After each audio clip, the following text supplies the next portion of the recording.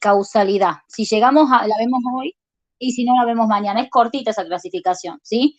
Pero el tema que vamos a ver hoy es muy importante antes de entrar a dependencia. Antes de entrar a adicción, a dependencia, nosotros tenemos que saber el mecanismo molecular por el cual ocurre eso, ¿sí? Entonces, la clase de hoy sí o sí la tienen que ver para después entender la de dependencia. Ahí presento pantalla.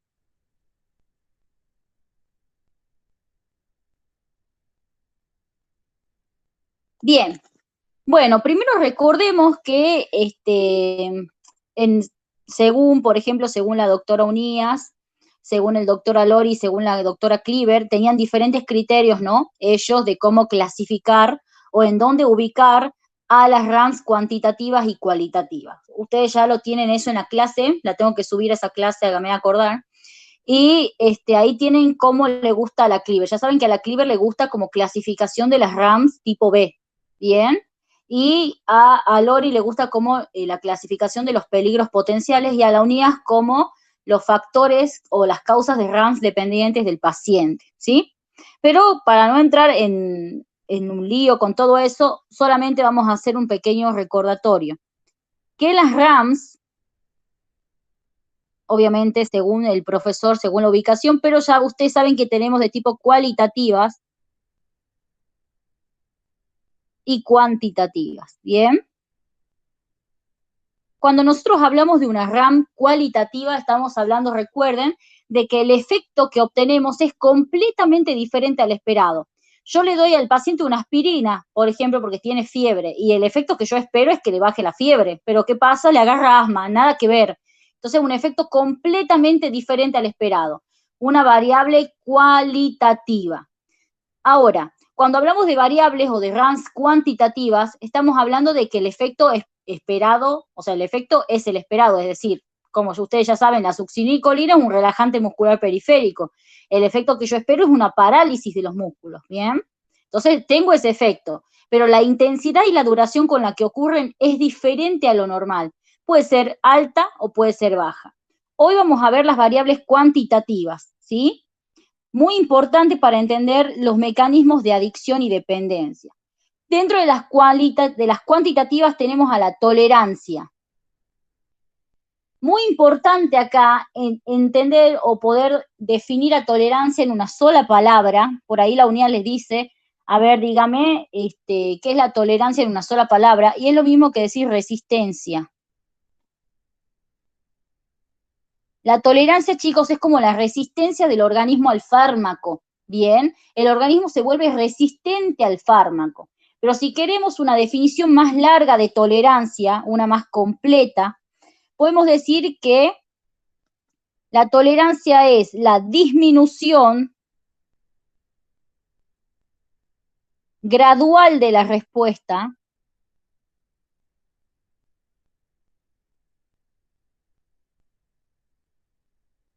del organismo al fármaco, es la disminución gradual de la respuesta del organismo al fármaco cuando se lo administra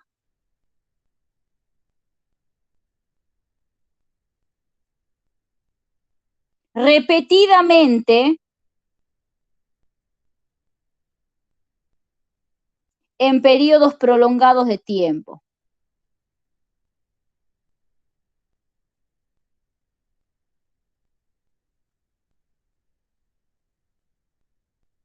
Entonces, les repito la definición por si no entienden mi letra. Cuando hablamos de tolerancia, para que ustedes lo entiendan, es una resistencia. El organismo es resistente al fármaco, ¿bien? Administro dosis terapéuticas, pero no veo una respuesta. Entonces, ¿qué nos dice la definición? Disminución gradual de la respuesta del organismo al fármaco, o sea, el organismo no puede responder al fármaco cuando se administra repetidamente en periodos prolongados de tiempo. Les tiro un ejemplo. Les cuento desde ya que la tolerancia es la base de la adicción, ¿sí? Los alcoholistas crónicos, ¿cómo comienzan? Por ejemplo, se toman, no sé, 2 o 3 vasos, por ejemplo, supongamos de vino, de Fernet, todos los días.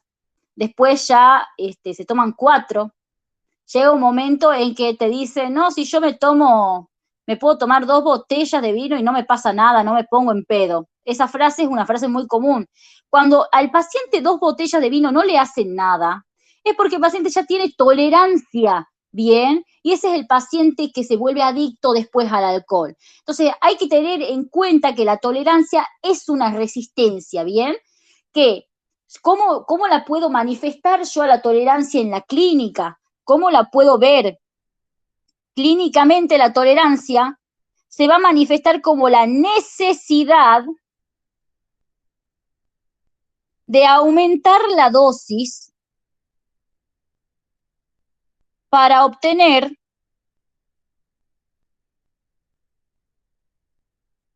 los mismos efectos iniciales.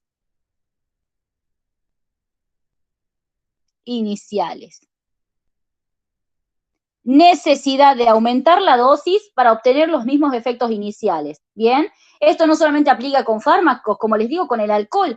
Antes el paciente se tomaba, supongamos, 4 vasos de vino, ¿sí? Se tomaba 2 en el almuerzo y 2 en la cena. Y lo fue tomando así repetidas veces, o vino, lo que sea, y llegó un momento el que el paciente ahora toma con cada comida del día un vaso de vino. Y lo mismo, no siente nada. Y para sentir, para ponerse en pedo, entre comillas, ¿sí? Para ponerse el pedo el paciente necesita tomar muchísimo más. O sea, antes, al principio, este paciente con un vaso, supongamos, al principio, cuando recién comenzaba con 1 o 2 vasos, ya se ponía en pedo. Bien, lo voy a decir así en lenguaje no técnico. Y ahora necesita como 2 botellas para poder hacerlo. Bien, hubo una tolerancia ahí. El paciente tolerante se vuelve adicto porque no encuentra o sea, no encuentra ya, no se siente igual cuando se toma un vaso de alcohol. Se toma un vaso de alcohol, al principio se sentía bien porque genera reforzamiento, todo lo que ya vamos a ver, o sea, le generaba placer al paciente tomar un vaso de alcohol, ¿sí? Pero después se tiene que tomar como 5 para sentir el mismo placer que sentía al principio, ¿bien? Lo mismo pasa con la morfina, chicos. La morfina es un hipnoanalgésico, acá les pongo, morfina es un hipnoanalgésico.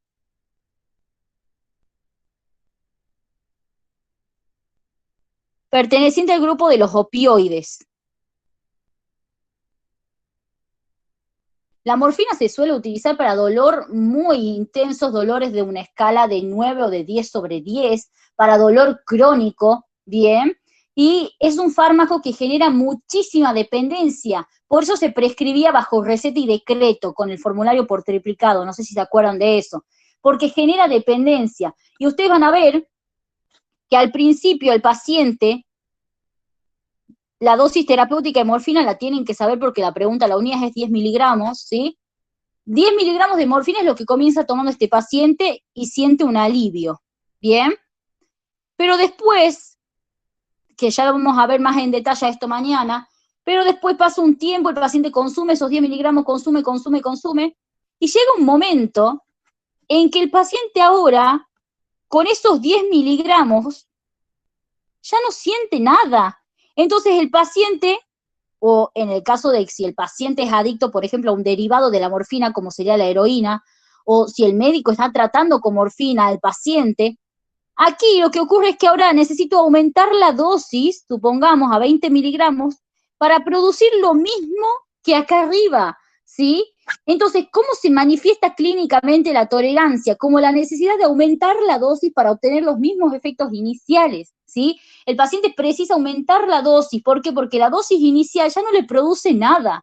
Y ahora aumentó la dosis, pero lo que le produce es lo mismo que antes, no es que le produce más, ¿sí? Es lo mismo que antes. Aumento la dosis para obtener los mismos efectos iniciales. Así se manifiesta la tolerancia en el paciente. Esto es como para que lo entiendan, pero lo veremos más en detalle cuando veamos dependencia, ¿sí? Ahora, la tolerancia es un tema muy tomado en los finales de farmacología, así que no lo tienen que dejar de lado. Ya tienen la definición y ya sabemos clínicamente cómo se puede manifestar. Ahora, ¿cómo se clasifica la tolerancia? Tenemos tolerancia individual, tolerancia de especie y la tolerancia adquirida. y vamos a agregar otras dos, que estas son las agregadas, ¿sí? La vamos a poner acá. Tolerancia cruzada y pseudotolerancia. Flor, Sí. ¿estos están dentro de la clínica o son otros aparte? No. Esto tachen. Son otros tipos de tolerancia. No sé cómo tacharlo. Bueno, a ver. Tachen eso, no está dentro de la clínica. O sea, son otros tipos de tolerancia, digamos, ¿sí? Tipos de tolerancia individual de especie, adquirida, cruzada y pseudotolerancia. Bien. Se los voy a poner acá en un cuadrito para que lo tengan mejor ordenado. A ver. Acá se los pongo. Mánquenme. Ahí está. Tipos de tolerancia se los voy a poner acá. Tipos.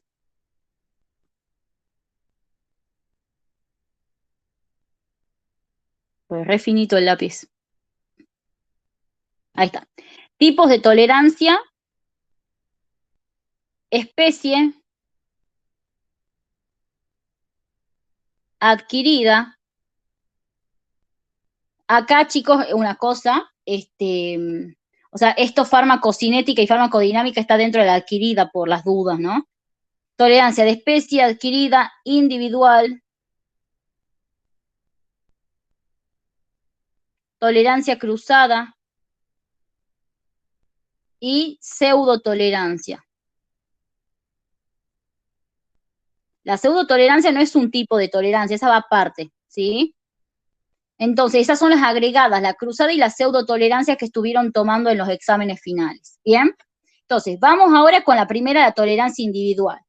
Cuando nosotros hablamos de tolerancia individual, chicos, estamos hablando a variabilidad genética, ¿sí? Variabilidad genética. ¿Alguien se acuerda para qué servía la succinilcolina?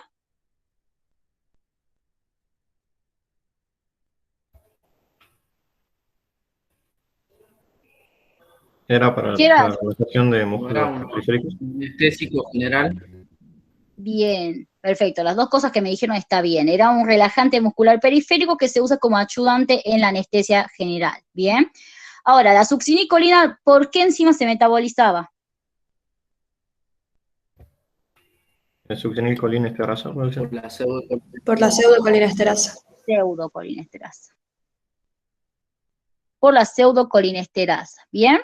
Entonces, ustedes ya saben que metabolismo es una forma de eliminar el fármaco. Yo necesito sí o sí que la succinilcolina sea metabolizada para ser eliminada. Bien. Existen pacientes que genéticamente, chicos, genéticamente, tienen un exceso de pseudocolinesterasa. Bien. Entonces, ¿cómo va a ser el metabolismo de la succinilcolina en estos pacientes que tienen exceso de pseudocolinesterasa? ¿Rápido o lento? Rápido. Rápido, perfecto. Entonces, existen pacientes que tienen un exceso, una excesiva cantidad de pseudocolinesterasas, ¿bien? Estos pacientes van a eliminar rápido a la succinilcolina, rápida eliminación.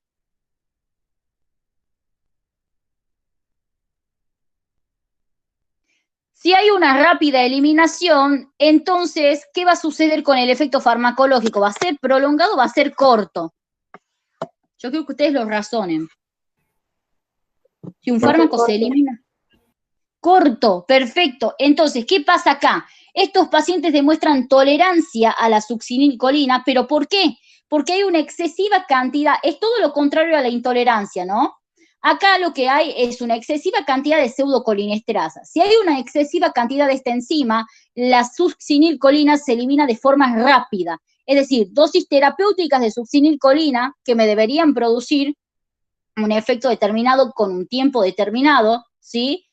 Yo observo que le administro la dosis terapéutica, pero el paciente el efecto le dura re poco. Entonces, ¿por qué si yo le administré una dosis terapéutica? Porque el paciente tiene un exceso de esta enzima, la está eliminando rápido. Bien, y esto es todo genética. Genéticamente el paciente tiene un exceso de esta enzima y por lo tanto el paciente demuestra una tolerancia a la succinilcolina. bien, o a cualquier éster de colina en realidad que se metabolice por la pseudocolinesterasa, a cualquier éster de colina, demuestra una tolerancia. ¿Por qué? Y porque se está eliminando rápido. El fármaco, recuerden que tienen que estar un determinado tiempo en su biofase para poder ejercer el efecto terapéutico óptimo. Si yo lo saco rápido de ahí, obviamente no va a tener el efecto terapéutico deseado, va a ser un efecto esperado, pero más corto de lo normal, ¿sí? Entonces, la tolerancia individual responde a variabilidad genética. En este caso, el ejemplo que ustedes tienen que saber es los pacientes, acá les pongo, los pacientes que tienen una elevada cantidad de pseudocolinesterasas plasmáticas. ¿Qué harían en esa situación para que pueda tener el efecto deseado el paciente? ¿Qué conducta terapéutica harían ustedes si saben que se está eliminando rápido el fármaco? Aumentar la dosis. Perfecto, ahí habría que aumentar la dosis, ¿sí? Para tratar de prolongar un poco la vida media, ¿bien? Perfecto, entonces esa es la individual, pero no es tan frecuente, ¿sí? La intolerancia individual es más frecuente que la tolerancia individual, ¿sí? Bien, eso por un lado. Después tenemos la tolerancia de especie. Este tipo de tolerancia nos dice que hay determinadas especies resistentes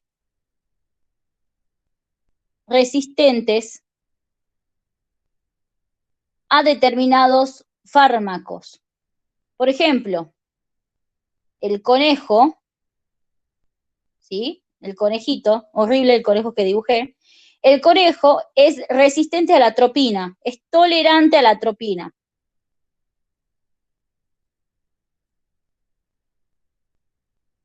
¿Por qué? Porque los conejitos tienen una enzima llamada atropinasa.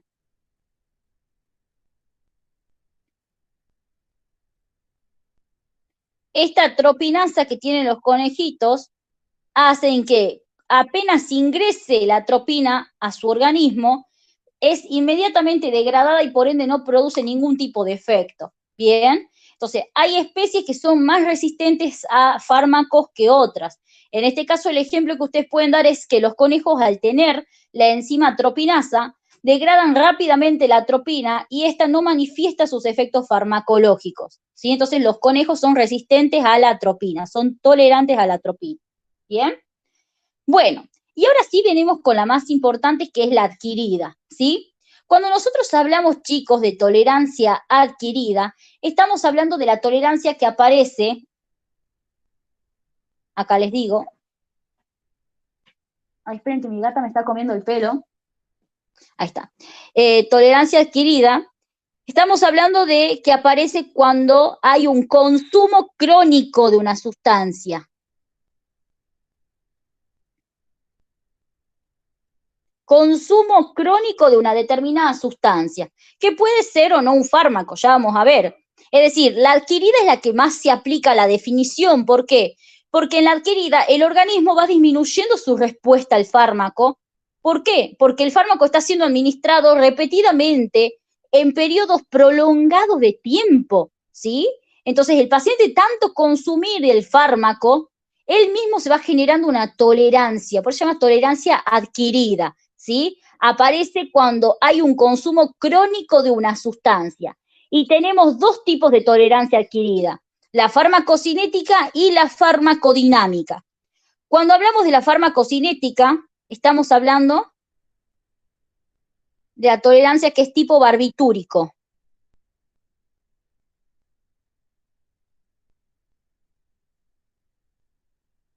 Tipo barbitúrico.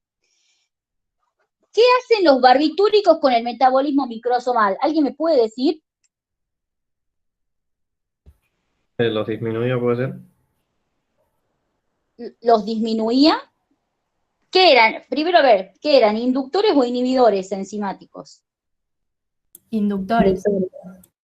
Son inductores enzimáticos, ¿bien? ¿Y alguien se acuerda la diferencia entre inducción y activación enzimática? Pregunta de examen de la doctora Cleaver. Sí, la activación se basaba en el aumento de la actividad enzimática sin aumento del número de enzimas y la inducción era por aumento del número de enzimas. Bien, perfecto. Muy bien, entonces esas cositas como para ir repasando. Entonces no se olviden, la tipo barbitúrico o la tolerancia de tipo farmacocinética está ligada a una inducción enzimática, ¿bien? Los barbitúricos son inductores del metabolismo microsomal. El barbitúrico y el alcohol, chicos, son inductores del metabolismo microsomal. ¿Qué quiere decir esto? Por ejemplo, vamos a poner acá el ejemplo del alcohol. ¿Sí? El alcohol es inductor del metabolismo microsomal, les voy a poner 2M, pero además el alcohol es un autoinductor, y esto es importante. Yo les comento acá que el alcohol, chicos, sufre metabolismo, esto también es una pregunta de examen, sufre metabolismo microsomal y no microsomal. Sufre metabolismo microsomal y no microsomal, ¿sí? Ambos tipos de metabolismo. Ahora, lo que me interesa aquí es el metabolismo microsomal que me produce el alcohol. Yo sé que el alcohol, este es el hígado, vamos a poner acá alcohol, ¿sí? Yo sé que el alcohol tiene que sí o sí ser eliminado por metabolismo microsomal. Recuerden que el alcohol, chicos, se elimina por metabolismo hepático, ¿bien? No se elimina por riñón, se elimina por metabolismo hepático el alcohol. Y el alcohol sufre un metabolismo microsomal y no microsomal. En este caso vamos a graficar el metabolismo microsomal, ¿sí? Entonces, el metabolismo microsomal, ya saben, ocurre en el microsoma hepático, es decir, en el retículo endoplasmático liso de los hepatocitos, ahí ocurre, ¿bien? Entonces, el alcohol se elimina, ¿no?, en parte por este metabolismo microsomal.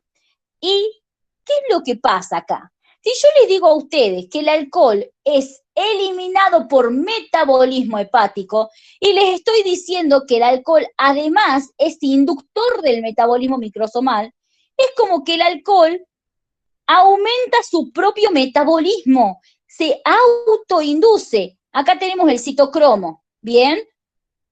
El alcohol estimula, induce, bien, produce una inducción enzimática sobre los citocromos, pero son los mismos citocromos que se van a encargar de eliminarlo a él. O sea, hace una autoinducción, y produce inducción enzimática a los citocromos y encima de eso aumenta su propia eliminación. Es como un círculo vicioso, chicos, esto. Pero ¿qué es lo importante? Lo importante de esto es que tenemos un paciente que comienza tomando todos los días, por ejemplo, 3 vasitos de vino, supongamos, o de cerveza, o vino blanco, cualquier tipo de bebida alcohólica. Comienza tomando 3 vasitos de vino, ¿sí? Entonces ustedes ya saben, el alcohol que ingresó al paciente se tiene que eliminar por metabolismo, ¿bien? Y parte de ese metabolismo es el microsomal. Entonces el alcohol se va a ir eliminando por este metabolismo, pero a la vez el alcohol va a ir de a poquito, porque esto lleva un tiempo, es decir, esto no es de la noche a la mañana. Recuerden que les dije consumo crónico de una sustancia, ¿sí? El alcohol, para que se produzca una inducción enzimática, como ustedes saben, tiene que haber un aumento de la actividad y del número de enzimas. Y obviamente esto no es de un día para el otro, ¿sí? ¿Y por qué hay un aumento del número de enzimas? Porque el hígado detecta la cantidad de alcohol que llega, ¿bien? Y con el afán de defender al hígado del alcohol, de los metabolitos tóxicos que produce el alcohol, se produce un aumento de la síntesis de las enzimas, ¿bien? Hay mayor cantidad de número y mayor actividad, no se olviden de eso. Pero bueno, volvamos a esto. Entonces, el paciente comienza tomando 3 vasitos de vino. Pasa el tiempo, supongamos, pasaron, qué sé yo, 2 meses, tiremos por tirar un número, después veremos bien detallado esto cuando veamos alcohol, y el paciente ahora toma 4, pero con estos 4 el paciente siente lo mismo que con esos 3, ¿bien?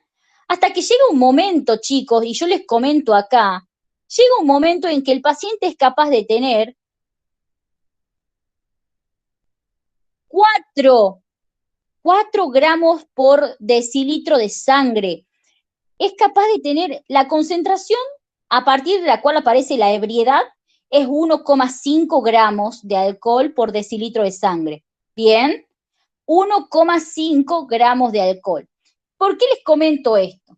Porque estos pacientes, los pacientes que generan tolerancia al alcohol, los pacientes que tienen dependencia al alcohol, chicos, son pacientes que pueden tomar grandes cantidades de alcohol sin manifestar intoxicación crónica, ¿sí? Cuando nosotros hablamos de la ebriedad, ¿sí? La ebriedad, hablamos de aproximadamente 1,5 a 2,5 gramos de alcohol por litro, no por decilitro, por litro de sangre, ¿bien? Por litro de sangre.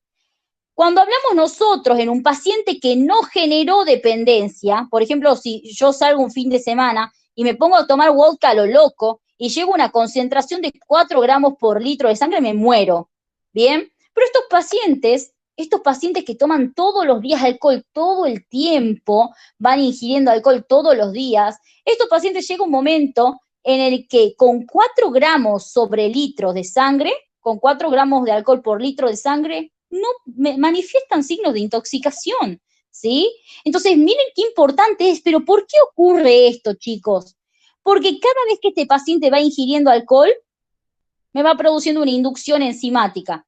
Y a su vez, al producirme una inducción enzimática, al aumentar la cantidad y la actividad de las enzimas, se va eliminando él mismo, ¿sí? Es decir, el paciente toma alcohol y al tomar alcohol me va induciendo este metabolismo, se elimina él mismo. Entonces el paciente, ¿qué es lo que sucede? Cada vez que el paciente toma alcohol va a haber una mayor inducción y el alcohol se va a eliminar más rápido. Por eso cada vez va a sentir menos, porque a medida que va aumentando la concentración de alcohol que ingiere, ¿sí? A medida que va aumentando la alcoholemia, o sea, la cantidad de alcohol que hay en sangre, el paciente, chicos, va estimulando o produciendo una inducción enzimática. Y esta inducción enzimática me va eliminando cada vez más rápido el alcohol.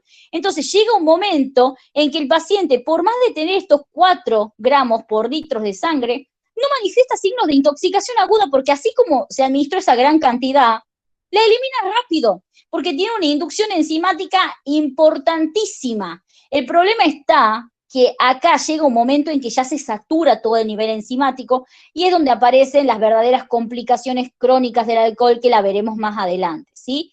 Pero entonces, hay pacientes que dicen, no, yo me tomo 3, 4 botellas de vino, o yo me tomo una botella de vodka y no siento nada, o no me hace nada, yo tomo y no me hace nada. Esos pacientes son pacientes que se toman, por ejemplo, 2 o 3 latas de cerveza por día, ¿bien? Son pacientes que ya tienen una tolerancia al alcohol, que 2 vasos de vino, por ejemplo, que a mí capaz me pone en estado de ebriedad, a esa persona ya no lo pone más en estado de ebriedad, ¿bien? Porque así como se administró esa cantidad de alcohol grande, la eliminó igual de rápido, porque ya fue. Ustedes tienen que tener en cuenta que acá el mecanismo enzimático requiere de un tiempo, ¿bien? El mecanismo enzimático requiere un tiempo para ir adaptándose, para ir aumentando la cantidad de enzimas y la actividad. No pasa de un día para el otro. Y este paciente que ya viene hace 6 meses tomando alcohol todos los días, almuerzo, merienda y cena, este es un paciente que ya tiene una tolerancia impresionante y que cuando sale al bailar para ponerse en pedo necesita 2 o 3 botellas de vodka. Bien, si no, no le pasa nada. Y es justamente por esto que está acá, porque al aumentar, al ir tomando alcohol todos los días, se va produciendo una inducción del metabolismo microsomal, lo que hace que el mismo alcohol se elimine rápido. Entonces el paciente toma, pero como se elimina rápido no siente nada. ¿Y qué tiene que hacer? Volver a tomar para poder sentir algo, ¿sí? Entonces, esa es la tolerancia farmacocinética. La tolerancia farmacocinética, chicos, está dada por la inducción enzimática, ¿sí? Y el mejor ejemplo para dar es la tolerancia que se tiene al alcohol. Y esto es lo que me lleva a la adicción en el paciente que es un alcoholista crónico. ¿Bien? ¿Está claro este ejemplo? ¿Tienen alguna duda?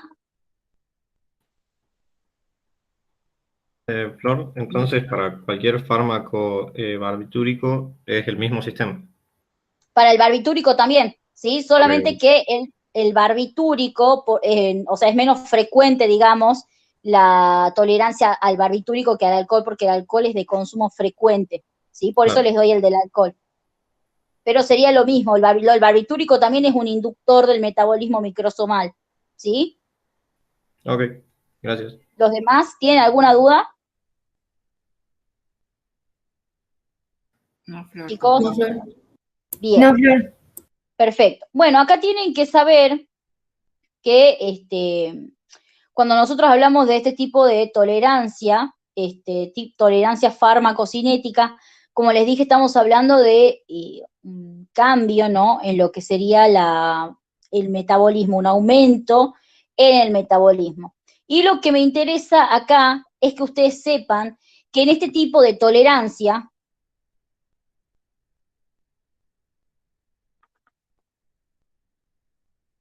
a medida que voy aumentando la dosis, va aumentando el metabolismo, ¿bien? Y por ende cada vez son menores las concentraciones plasmáticas. ¿Qué es lo que pasa con el alcohol? El paciente va aumentando la concentración o la cantidad de alcohol que ingiere, esto aumenta el metabolismo y cada vez es menor la cantidad de alcohol que tiene en el plasma, ¿sí? Entonces, esto es muy importante que ustedes lo tengan en cuenta. Y justamente como es menor la concentración en el plasma, es menor el efecto y por ende el paciente recurre a aumentar la dosis de nuevo y se repite todo el ciclo, ¿bien? Entonces, esa es la tolerancia farmacocinética. Ahora viene la tolerancia farmacodinámica. La tolerancia farmacodinámica, chicos, responde a mecanismos de adaptación celular. Mecanismos de adaptación celular. En este caso, la explicación de la tolerancia farmacodinámica es la downregulation.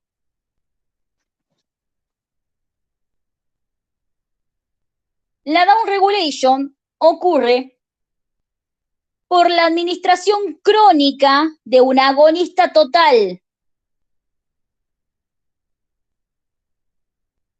Administración crónica de un agonista total. ¿Sí? Por ejemplo, la administración crónica de morfina o sus derivados, ¿sí? Por ejemplo, la heroína. Bien. Por ejemplo, el tramadol. ¿Sí? Por ejemplo, la codeína. Son todas sustancias que generan adicción porque generan tolerancia farmacodinámica. Y esto es sumamente importante porque la heroína, chicos, es una de las drogas de mayor consumo, ¿sí? Y acá, ¿cuál es el problema? ¿Qué es lo que pasa? Ustedes tienen que acordarse cuando nosotros vimos la clase de dinamia, que yo les había dicho que teníamos la AP y la DAP regulation, ¿bien? La AP regulation se produce tras la administración crónica de un antagonista, que esa era la explicación del efecto rebote, ¿bien? Y la down regulation se produce tras la administración crónica de un agonista total, como la morfina, la heroína, tramadol, codeína.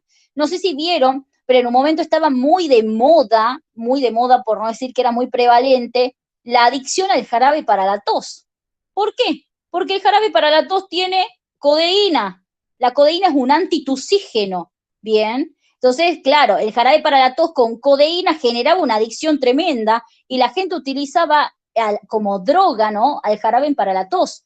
Y es que no podían salir porque se generaba una tolerancia y una sensación de placer en el área mesolímbica, que eso vamos a ver más adelante. Entonces, estos pacientes eran adictos, acá les pongo al jarabe para la tos. Seguramente lo escucharon nombrar. Y es porque tiene codeína, ¿sí? Bien, pero entonces, ¿qué es lo que pasa acá? Yo les explico que existen varios mecanismos de downregulation. Acá nosotros tenemos la célula con los receptores, vamos a hacer unos 4, y existen varios mecanismos de downregulation. Está la disminución de la síntesis de los receptores. Los receptores siguen siendo macromoléculas proteicas, ¿bien? Entonces se produce una disminución de la síntesis. y por lo tanto los receptores que se expresan en la superficie son de menor cantidad. Bien, ese es uno de los mecanismos. Después tenemos la internalización de los receptores, que los receptores sufren endocitosis, se ocultan, chicos. Internalización de los receptores. Ese es otro mecanismo. Después tenemos la fosforilación. Fosforilación. Acá les pongo disminución de la síntesis de los receptores. Acá tienen internalización.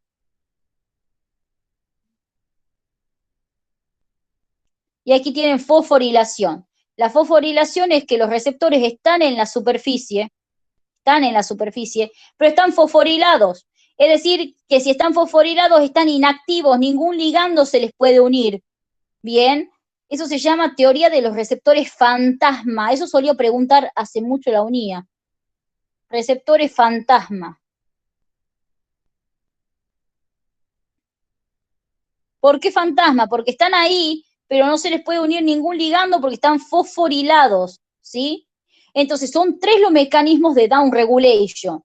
La disminución de la síntesis del receptor, la internalización, que es la más frecuente, y la fosforilación de los receptores, que es que los receptores se fosforilan, por ende el ligando no puede ocupar su lugar. Bien, los receptores están ahí, pero no pueden ser ocupados, se llama receptores fantasma, ¿bien? Y todo esto ocurre por la administración crónica de un agonista total. Pero, ¿cómo pasa? A ver, borremos acá. ¿Cómo es que sucede esto? Acá ocurre lo siguiente. El paciente comienza tomando 10 miligramos de, por ejemplo, morfina. Bien.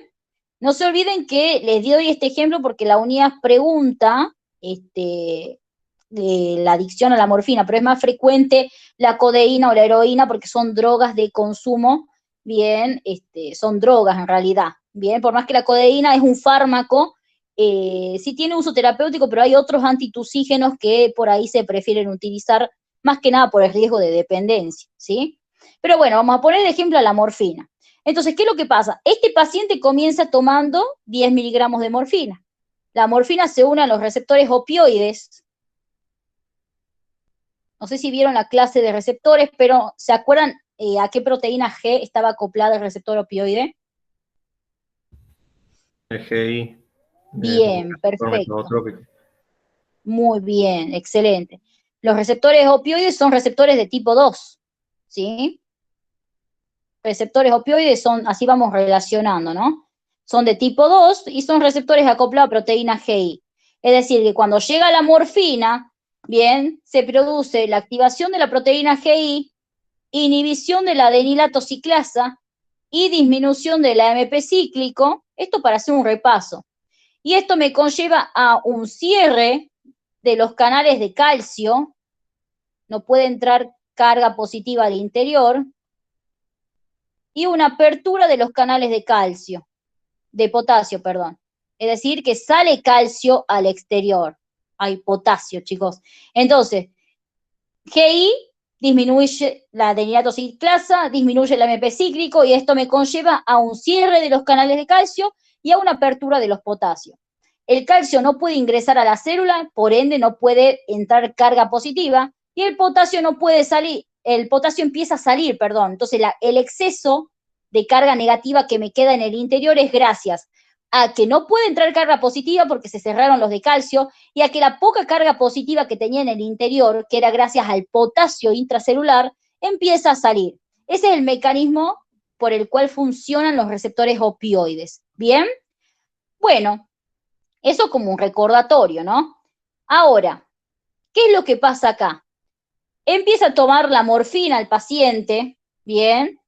Y por eso son depresores, o sea, los opioides están dentro de los fármacos depresores, ¿sí? Porque son hipnoanalgésicos, porque activan todo lo que sería el mecanismo de la proteína GI, es depresor, ¿bien?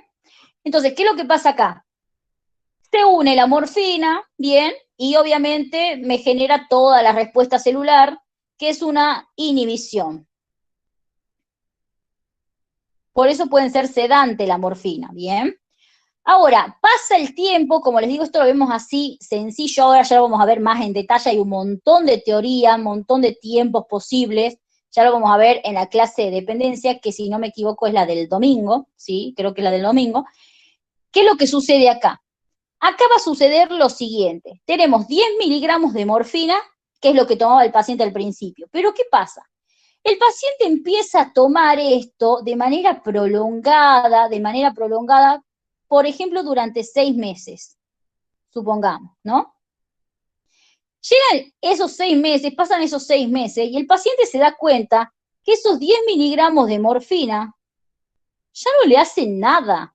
¿Pero por qué, chicos? Porque la célula, como mecanismo de defensa, como mecanismo de adaptación a toda la morfina que le estaba llegando, ¿sí? La célula dijo, no, me está estimulando todo el tiempo, entonces tengo que hacer algo al respecto. Entonces la célula, como mecanismo de adaptación a la excesiva cantidad de agonista que le está llegando, produce una downregulation, ¿sí?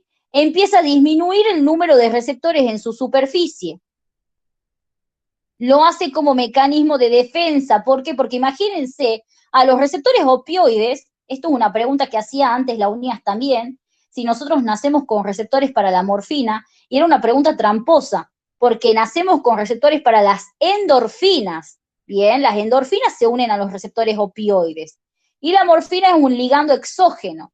Entonces, ustedes imagínense que en este caso, acá al principio, no solamente se está uniendo la morfina, sino que también se están uniendo los ligandos endógenos, las endorfinas. Imagínense la estimulación de esa célula, ¿bien? Entonces, todo el tiempo, constantemente está recibiendo morfina, heroína, codeína, o sea, todo el tiempo está recibiendo este ligando exógeno, ¿bien? Que en este caso es un opioide, le pongamos el ejemplo de la morfina.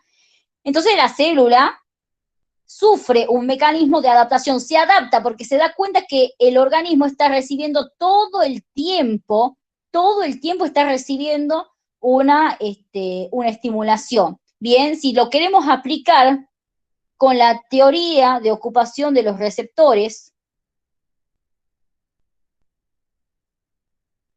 vamos a decir lo siguiente. Este paciente está todo el tiempo recibiendo la cantidad de droga, ¿bien? Este paciente tiene un complejo droga-receptor, supongamos que de 10, o sea, hay 10 drogas unidas a 10 receptores y esto me genera una respuesta, ¿bien? Ahora, si el paciente sigue tomando todo el tiempo de manera prolongada, la morfina o la codeína, ¿qué va a suceder? Va a tener cada vez mayor el complejo droga-receptor y la respuesta va a ser mayor. Entonces, ¿qué hace la célula? No quiere tener esta respuesta todo el tiempo, tan constantemente. Y para disminuir la respuesta, la célula tiene que disminuir el complejo droga-receptor. Lamentablemente no puede disminuir la droga porque el paciente se lo está administrando todo el tiempo. Ahí no puede hacer nada la célula pobre. Pero en donde sí puede actuar la célula es acá. Entonces, ¿qué dice la célula? Bueno, hay un complejo droga-receptor todo el tiempo y me genera respuesta todo el tiempo y la célula se puede agotar. Entonces, ¿qué hace? Dice, bueno, voy a tratar de desligar el complejo droga-receptor y tengo dos formas para hacerlo. O disminuyo la droga o disminuyo el receptor. La droga no la puede disminuir porque se la está administrando el paciente. Entonces, lo que hace es disminuir la cantidad de receptores, ¿sí? Disminuye la cantidad de receptores. ¿Para qué? Porque ahora vamos a tener las morfinas, pero solamente va a haber 3 receptores para unirse. Al principio había 5, ¿sí? Había 5 receptores para 5 morfinas. Ahora hay 5 morfinas, pero solamente hay 3 receptores. Entonces, administré la misma dosis, pero ya no hay la misma cantidad de receptores que antes. ¿Por qué?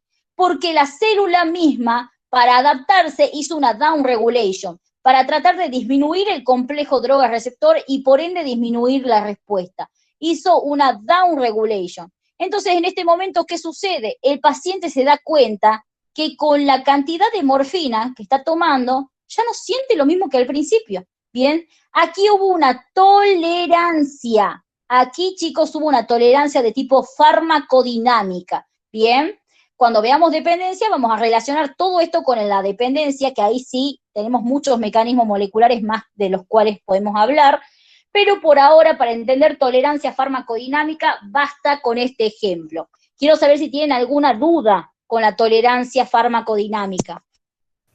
Yo tengo una duda. ¿Los mecanismos pasan al mismo tiempo? ¿Los de downregulation? No, puede ser, o sea, puede ser uno o el otro, digamos. Por eso dije que el más frecuente es la internalización de los receptores. Puede ser cualquiera de ellos, ¿bien? O sea que un tipo de célula lo hace de una manera y otro de otra. Claro, no depende tanto del tipo de célula, sino del tipo de receptor más que nada. Bien, ya vamos a ver cuando veamos la parte de dependencia. Hay receptores que sufren fosforilación. Bien, en el caso de los receptores opioides hay varias teorías, pero la teoría más aceptada es que sufren internalización. ¿Sí? Bien, gracias. No, de nada. ¿Alguna otra duda con esto, chicos? Quiero saber si está claro. Todo en orden, Flor. Bien. Los demás, sorry que pregunte tanto, pero esto lo retoma la UNIAS. De hecho, hoy una alumnita de Salta me contó que le tomó esto la UNIAS, así que por eso les jodo tanto. Está claro entonces, ¿no? Bueno. Sí, Flor. Sí, Flor. Perfecto. Bien. Entonces, chicos, ¿qué es lo que va a pasar acá? Acá viene una pregunta que les hacen siempre en el examen, que la pregunta es, ¿cuál es la verdadera tolerancia? ¿Bien? La verdadera tolerancia es la farmacodinámica. ¿Por qué? Porque en la farmacodinámica nosotros tenemos aumenta la dosis, bien, o sea, vamos a hacerlo así. Nosotros tenemos que se produce una disminución del número de receptores, bien, es decir, tras un consumo excesivo, consumo prolongado en el tiempo, mejor, me produce una disminución del número de receptores. Y esto me genera la necesidad de aumentar la dosis. Bien. Lamentablemente, esto me genera más downregulation todavía y el paciente tiene que seguir aumentando la dosis y así sucesivamente. Hay pacientes que incluso llegan a tomar hasta 200, 300 miligramos de morfina para poder sentir algo. Bien. Y son pacientes que, yo les digo, a ver, la dosis es de 10 miligramos y este paciente toma 200 miligramos de morfina, es un montón, ¿bien? Entonces, ¿cuál es la diferencia? Que aquí arriba, en la farmacocinética, yo tenía, al aumentar la dosis, yo tenía cada vez menos concentración plasmática y menos efecto, es decir, en la tolerancia farmacocinética, que se producía por inducción, el efecto iba disminuyendo, ¿pero por qué? Porque gracias a la inducción enzimática disminuía la concentración plasmática, ¿bien? En cambio, en la tolerancia farmacodinámica, las concentraciones plasmáticas están aumentando cada vez más. Y a medida que van aumentando la concentración plasmática, es menor el efecto. ¿Por qué? Porque es mayor la downregulation, ¿sí? Entonces, la diferencia entre una y otra sería que en la cinética la concentración plasmática es baja. ¿Por qué? Porque cada vez hay mayor inducción, mayor eliminación. En cambio, en la farmacodinámica la concentración plasmática es cada vez mayor. Bien, es cada vez mayor porque estoy administrando cada vez más fármaco. ¿Y qué pasa con esto? Es cada vez mayor y por ende es cada vez mayor la downregulation y cada vez menor el efecto. ¿Bien? Entonces, la verdadera tolerancia es la farmacodinámica. ¿Por qué?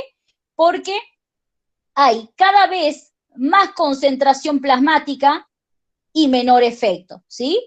A medida que voy aumentando las concentraciones plasmáticas, van disminuyendo aún más el número de receptores y se va produciendo cada vez un efecto menor. Porque, chicos, les vuelvo a repetir, la tolerancia está relacionada con la resistencia a dosis terapéuticas o a dosis altas del fármaco. Bien, en la farmacocinética la concentración plasmática va disminuyendo con el tiempo. En cambio, en la tolerancia dinámica la concentración plasmática va aumentando. Y si va aumentando, yo tendría que tener una mayor respuesta. Pero como hay una downregulation, tengo cada vez una menor respuesta, ¿sí? Pregunta de examen, ¿cuál es la verdadera tolerancia? La farmacodinámica, porque la concentración plasmática aumenta con el tiempo, pero el efecto va disminuyendo, son inversamente proporcionales, chicos, ¿sí? Aumenta la concentración plasmática, disminuye el efecto cada vez más. Son inversamente proporcionales, acá les pongo. la concentración plasmática y el efecto son inversamente proporcionales.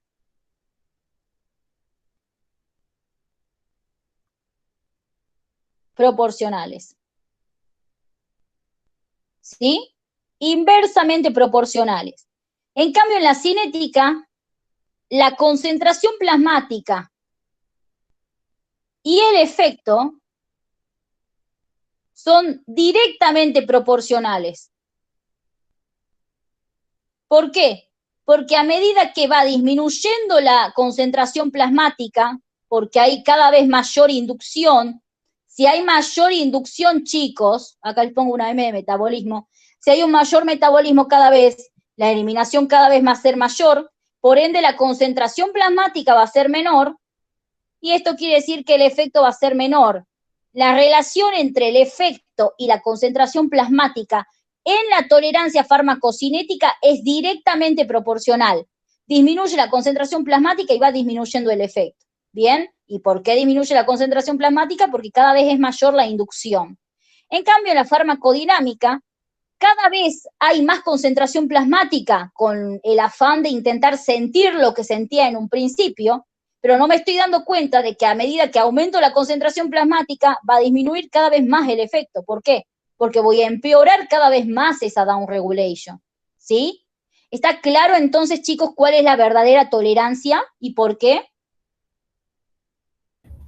Sí, Flor. Sí. Bien. Bueno, entonces, chicos, eso es la parte de tolerancia. Vamos a ver las otras dos que son las agregadas, ¿sí? Voy a borrar esto de acá.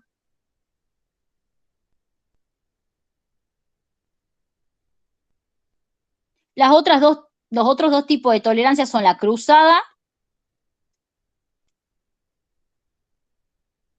y la pseudotolerancia. Estas no están en el libro, ¿no? La tolerancia cruzada, chicos, se produce cuando un paciente tiene tolerancia o desarrolla tolerancia, pongamos. Un paciente desarrolla tolerancia a un determinado fármaco o a una determinada sustancia. Por ejemplo, supongamos que desarrolla tolerancia a la heroína. Un paciente adicto a la heroína, ¿sí? Desarrolló tolerancia a la heroína, pero no solamente desarrolla tolerancia a esa sustancia, sino que a todos sus derivados. Es decir, este paciente va a tener no solamente tolerancia a la heroína, sino que va a tener tolerancia al tramadol, a la morfina, a la codeína y a todos los derivados opioides, ¿bien? Pero el paciente nunca consumió ni tramadol, ni morfina, ni codeína. ¿Por qué tiene tolerancia a estos fármacos si jamás consumió eso? Porque consumió un derivado.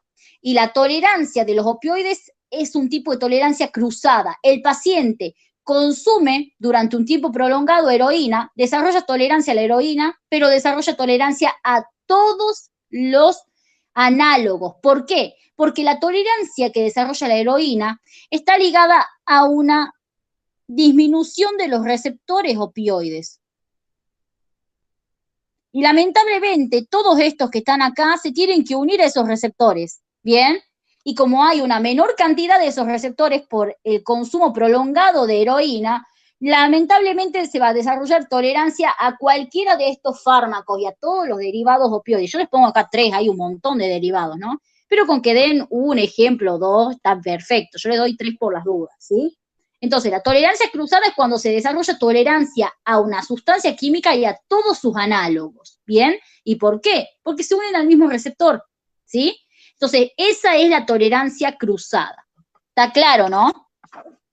Entonces, también en ese caso, habría tolerancia a las endorfinas. Sí, podría ser, pero acá hablamos más que nada, cuando hablamos de tolerancia, estamos hablando principalmente de sustancias exógenas, ¿no? Pero sí, si lo vemos desde un punto de vista de unión, ligando receptor, sí.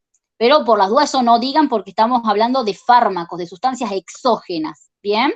pero sí, seguramente, o sea, seguramente eso sucede porque, bueno, las endorfinas se unen a los receptores opioides, ¿sí? Pero no hay como una tolerancia, o no lo consideran a la tolerancia cruzada como que afecte también al neurotransmisor, ¿no? Sino que la consideran como que afecte a otro fármaco nada más, y que por las dudas ustedes digan esto que está acá, pero sí puede ser, ¿bien? Sí, Está claro, gracias. ¿no? Bien, no de nada. Bueno, y después tenemos la otra nueva, que es la pseudotolerancia, porque aquí hay como una resistencia al fármaco, chicos, pero por dos situaciones. Por una disminución de la absorción o por un aumento de la excreción renal. Es decir, yo, por ejemplo, doy, qué sé yo, 200 miligramos de un fármaco. Bien, y esto me produce, qué sé yo, un 100% del efecto. Bien, pero esto es lo que ocurre normalmente. Pero en un paciente anciano, por ejemplo, les comento que los ancianos tienen menor capacidad de absorción. ¿Por qué? Porque se va perdiendo todo lo que son las microvellosidades intestinales con el paso del tiempo. Se va atrofiando, ¿no? Lo que sería el epitelio de la mucosa intestinal. Entonces se va atrofiando todo esto y el anciano tiene menor capacidad, absorbe en menor cantidad los fármacos. Entonces, de estos 200 miligramos que yo administré al principio, solamente se absorbió un 70%, ¿bien? Y esos 70% me dan un 70% del efecto, ¿sí? Entonces acá hay una pseudotolerancia porque el efecto farmacológico no es el efecto esperado en cuanto a cantidad e intensidad, ¿bien? Por eso se llama pseudotolerancia, no es una tolerancia porque no hay un mecanismo molecular implicado. Para que sea una tolerancia tiene que haber un mecanismo molecular y tiene que haber un consumo prolongado. Bien, en este caso se llama pseudotolerancia porque no hay mecanismo molecular y tampoco hay un mecanismo prolongado. O sea, no es que el paciente lo venía consumiendo durante un tiempo prolongado y por eso se produjo esta disminución en la absorción. No, acá no es así. Acá es por una alteración en la absorción que hace que el paciente del 100% del efecto que tendría que presentar tenga un efecto de un 70%. ¿Por qué? Porque el sitio de absorción está atrofiado, en el caso de los ancianos, ¿bien? Y también en algunas enfermedades, como enfermedades inflamatorias crónicas del intestino, ¿sí? Son enfermedades en donde está alterada la absorción. Hay algunas parasitosis incluso que causan el síndrome de mala absorción, ¿bien? Que afecta tanto a los nutrientes como también a los fármacos que se tienen que absorber por ahí. Entonces son diferentes situaciones que me causan como una mínima resistencia, ¿no?, al fármaco, pero no tiene nada que ver con lo molecular ni con el metabolismo, simplemente que no se absorbe en la cantidad adecuada. Esa es una de las opciones. La otra es el aumento de la excreción, como por ejemplo acá en un síndrome nefrótico. En un síndrome nefrótico lo que sucede, así a grandes rasgos, es que está alterada la permeabilidad de los capilares glomerulares, es decir, pueden filtrar incluso hasta proteínas, ¿bien? Y el tema con esto es que no solamente se va a eliminar la fracción libre del fármaco, sino que también se puede eliminar la fracción que está unida a proteínas, ¿bien? Entonces hay un aumento de la eliminación del fármaco. El fármaco es administrado, administré 200 miligramos del fármaco, pero lamentablemente solamente tengo un efecto de un 30% en vez de un 100%. ¿Por qué? Porque el fármaco ese apenas ingresa, por ejemplo, que lo administré por vía endovenosa, apenas ingresa se empieza a excretar, porque no solamente se excreta la fracción libre, sino como este paciente tiene un síndrome nefrótico, también se empieza a excretar la fracción unida a proteína junto con la proteína, ¿no? Porque siempre hay la famosa hipoalbuminemia en los pacientes con síndrome nefrótico. Se pierde proteína y junto con la proteína se pierden fármacos que están unidos a ella. ¿Bien? Entonces hay como una pseudotolerancia. ¿Por qué? Porque las dosis terapéuticas no me van a responder igual que en un paciente normal. Acá voy a tener un menor efecto, va a haber como una resistencia porque el fármaco se elimina de forma rápida, ¿sí? Entonces, esos son los ejemplos de pseudotolerancia. ¿Pero por qué pseudo? Porque no llega a ser una tolerancia realmente, porque aquí no hubo un consumo prolongado, ¿bien? Tampoco hay un mecanismo molecular implicado, pero hay como una tolerancia porque hay como una resistencia a las dosis terapéuticas. ¿Está claro entonces lo que es la pseudotolerancia? Lo estuvieron preguntando bastante en el final. Sí, Flor. Bien, bueno, entonces chicos, eso es el tema tolerancia. Acá en la clínica, lo puse así porque en la clínica se manifiesta como la necesidad de aumentar la dosis para obtener el efecto terapéutico, o sea, lo que pusimos al principio, ¿sí? Bien, entonces, ¿hay alguna duda con el tema tolerancia? No, Flor. ¿Puedo hacer una pregunta tonta? Sí, Por hagan ejemplo, las preguntas que quieran. en un fármaco que, digamos, cuando se tiene que excretar por una acción rápida, es hidrosoluble, y yo estoy administrando ese fármaco con un diurético, ¿se podría desarrollar una pseudotolerancia? O sea, vos me estás hablando de dar un diurético que aumente, o sea, la excreción y dar un fármaco que se excrete por riñón. De eso me estás hablando. Sí, así. Bien, eso, ¿por qué no te desarrollaría una pseudotolerancia? Primero que nada, no vas a dar un diurético para aumentar la excreción de un fármaco, al menos que el paciente esté intoxicado. Bien, Ok. y si vos tuvieras que dar un diurético, ¿no? Si tuvieras que darlo sí o sí, por ejemplo, hidroclorotiazida, ¿no? Es uno de los fármacos, muchas veces en el tratamiento de la hipertensión arterial se puede dar un IECA, como enalapril, más hidroclorotiazida, son posibles combinaciones. Por lo general no se observa que alteren la excreción del fármaco, ¿sí? O sea, no se observa que el diurético altere la excreción de los fármacos cuando se los usa en conjunto. Si afectara la excreción del fármaco, esto puede ser utilizado para las intoxicaciones. Ustedes saben que el manitol se usa para la intoxicación con barbitúrico, ¿bien? Por ejemplo. Entonces, en esa situación sí, pero no sería una pseudotolerancia porque no sería algo que o sea, es algo que vos lo podés tratar de evitar en cierta forma, ¿bien? En cambio aquí, por ejemplo, muchas veces los pacientes no saben que tienen una alteración en el intestino y toman la misma dosis que cualquier otra persona, ¿bien? O en el caso del síndrome nefrótico, muchas veces, a veces al principio es asintomático, entonces el paciente tampoco lo sabe o quizás tiene síntomas y no se da cuenta, y lo mismo el fármaco se elimina rápido, ¿bien? Pero en ese caso no porque tiene sus usos. No sé si quedó claro, Diego. Sí, sí, sí. Bien. Gracias. No, de nada. Bueno, entonces es la tolerancia. Después tenemos la supersensibilidad. Chicos, por favor, supersensibilidad no es lo mismo que hipersensibilidad, ¿no? Hipersensibilidad es alergia.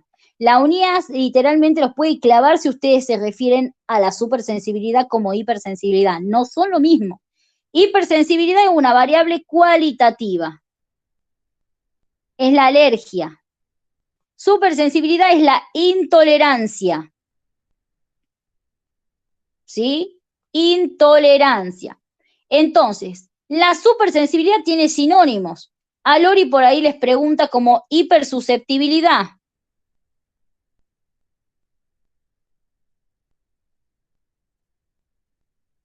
Hipersusceptibilidad. También se los pueden preguntar como intolerancia. Es todo lo mismo, ¿sí? Supersensibilidad, creo que en el CIER está como supersensibilidad. La UNIAS lo suele preguntar como intolerancia y a Lori como hipersusceptibilidad, pero son lo mismo, ¿sí? Bueno, acá es todo lo contrario a la tolerancia, ¿sí? Aquí, chicos, lo que sucede es que cuando hablamos de supersensibilidad, dijimos que en la tolerancia teníamos una resistencia del organismo al fármaco, ¿no? Acá hay una respuesta exagerada a dosis terapéutica. En la tolerancia hay una respuesta baja a dosis terapéuticas y aquí hay una respuesta exagerada a dosis terapéuticas. ¿Bien? Entonces, podemos decir que la supersensibilidad es la respuesta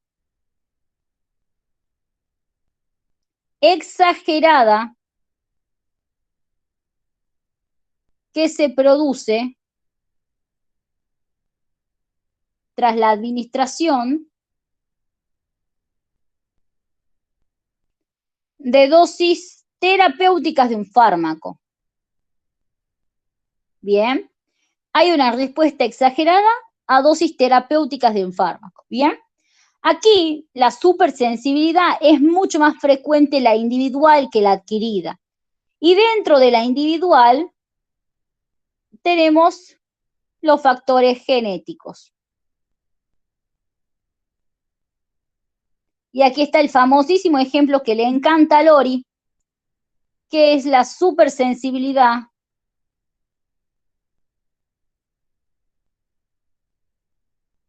a la succinilcolina. Como ustedes ya saben, la succinilcolina es un relajante muscular periférico. Bien. Es un relajante muscular periférico, que se usa como ayudante en la anestesia general. Bien, en donde ya saben el ejemplo, el cirujano, por ejemplo, que tenga que hacer una apendicectomía, tiene que poder trabajar bien en la zona. Si yo solamente le doy un anestésico, estoy deprimiendo el sensorio, el sistema nervioso central, pero los músculos siguen todavía, o sea, si los tocan se van a contraer, tienen reflejos. Yo tengo que inhibir estos reflejos para que el músculo no me entorpezca el procedimiento. Entonces se le da al paciente un relajante muscular periférico que puede ser el pancuronio,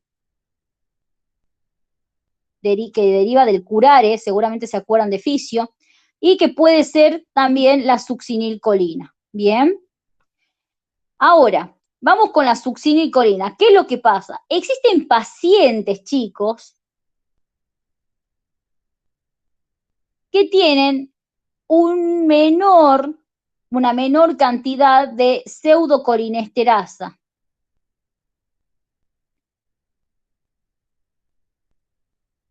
Una menor cantidad de pseudocolinesterasa plasmática. Entonces, ¿cómo va a estar la eliminación de succinilcolina acá? ¿Aumentada o disminuida? Disminuida. Bien, disminuida la eliminación. Entonces, ustedes saben que la succinilcolina se elimina por metabolismo por medio de la pseudocolinesterasa, ¿sí? Y en esta paciente la pseudocolinesterasa está baja, tiene un menor porcentaje de pseudocolinesterasa. Entonces, ¿qué es lo que va a suceder?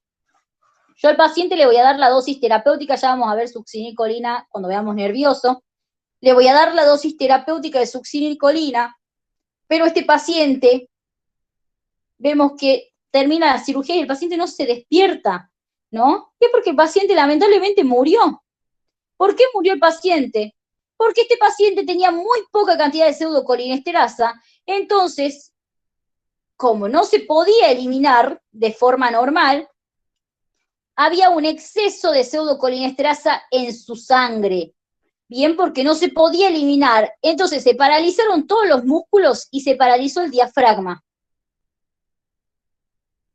Y ahí el paciente muere, ¿sí? Entonces, ¿por qué es importante? Acá les comento, ¿no? Esto es algo más que nada de la parte quirúrgica.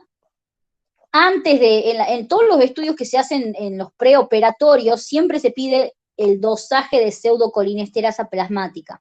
Bien, se pide el dosaje de pseudocolinesterasa plasmática, que para el doctor Gerván, él es el único que pregunta estas cosas, el valor normal es de 3.000 unidades por litro. ¿Sí? 3.000 unidades por litro. Ese es el valor normal de pseudocolinesterasa. Si el paciente tiene menos que esto, se tiene que buscar alguna alternativa terapéutica o bien dar menos dosis, ¿no? Cualquiera de las dos. Pero si los pacientes, o sea, yo siempre, la forma de evitarlo es pidiendo en el preoperatorio el dosaje de pseudocolinesterasa, siempre. ¿Por qué? Porque el pancuronio, que es el otro relajante muscular periférico, también se metaboliza por la misma enzima. Solamente que este tipo de intolerancia se observó más con la succinilcolina que con el pancuronio en sí. Y esto puede ser debido a que el pancuronio tiene otras formas de eliminación, ¿sí? Pero bueno, aplica para los dos. Entonces acá ustedes tienen que saber que estos pacientes tienen intolerancia a la succinilcolina, ¿bien? A estos pacientes se les paraliza el diafragma, ¿pero por qué? Porque hay una baja concentración de pseudocolinesterasa. La eliminación de la succinilcolina es lenta y por ende, ¿qué es lo que sucede? El paciente se muere de una parálisis diafragmática, porque se paralizan todos los músculos. El último músculo en paralizarse con la succinicolina es el diafragma, ¿sí? Para que se paralice el diafragma tengo que tener concentraciones de succinicolina elevadas en sangre y lo tengo que tener un buen tiempo en sangre. Bien, ¿qué es lo que pasa cuando no hay una buena cantidad de pseudocolinesterazas para eliminarlo? ¿Sí? Entonces, este es el ejemplo que le gusta a Lori. Este es el único ejemplo en realidad que tienen que saber acá, pero a Lori le encanta que lo sepan bien. Entonces, quiero saber si está claro. Sí, Flor. Sí, Flor. Bien. Bueno, eso en cuanto a la individual. Y en cuanto a la adquirida, chicos, acá a los doctores no les gustan los ejemplos que hay en el CIER, ¿sí? Así que yo les voy a dar uno, que ese sí les suele gustar. En cuanto a la tolerancia, en cuanto a la supersensibilidad, cuando ustedes hablen de supersensibilidad, esto es un consejo que les doy del examen, hablen siempre de, o sea, si les piden hablar de la supersensibilidad, no la clasifiquen. Directamente digan la definición y hablen de la supersensibilidad o la intolerancia a la succinicolina, ¿bien? Porque en la farmacodinámica hay un ejemplo, ¿sí? Que es el ejemplo del efecto rebote, en realidad, ya vamos a ver por qué, pero es más que nada ligada a un neurotransmisor. Y los ejemplos que hay en el CIER, a los doctores no les gusta. Entonces, yo prefiero que para evitarse esos problemas de que le gusta uno, que le gusta el otro, yo prefiero que ustedes le den a los doctores el ejemplo el de la succinicolina, la supersensibilidad individual, y listo. Ahora, si les llegan a preguntar la farmacodinámica, ahí pueden dar el que les estoy por dar ahora, pero no lo tiren de entrada, ¿sí? En el CIER hay varios ejemplos, pero los doctores como que hay algunas cosas del CIER que no les gustan. De todas formas, para que no se nos haga extensísima la clase, los ejemplos de supersensibilidad farmacodinámica vamos a ver uno ahora, ¿sí? Y después vamos a ver, los otros se los puedo subir en otro video aparte en el Drive, porque son bastante largos y no vamos a llegar a ver taquifilaxia, que sí le estuvieron preguntando. Como les digo, acá en la supersensibilidad farmacodinámica no la preguntan nunca, pero sí la preguntaron una vez y no les gustó los ejemplos del CIER. No me acuerdo a qué doctor era, yo lo tengo anotado, ya me voy a fijar y les voy a decir, chicos, a este doctor no le gustaban los ejemplos del CIER. A este momento literalmente no me lo acuerdo, ya les voy a decir bien, pero bueno, les cuento qué pueden decir en intolerancia farmacodinámica. Ustedes recuerden que la tolerancia farmacodinámica se producía por un mecanismo de down regulation. Bueno, acá al revés, una up regulation. ¿Sí? Una up regulation. Y esto es importante, ¿por qué? Y bueno, porque si yo tengo un aumento en la densidad de los receptores, chicos, obviamente va a haber una supersensibilidad. Obviamente dosis terapéuticas del fármaco van a responder de manera exagerada, ¿sí? Que esto ocurre más que nada con el efecto rebote. No me voy a detener a explicarlo porque ya lo vimos, pero para que entremos en tema, ustedes saben que, por ejemplo, tras el uso crónico de un beta bloqueante, porque saben que la upregulation se produce con el uso crónico de antagonistas.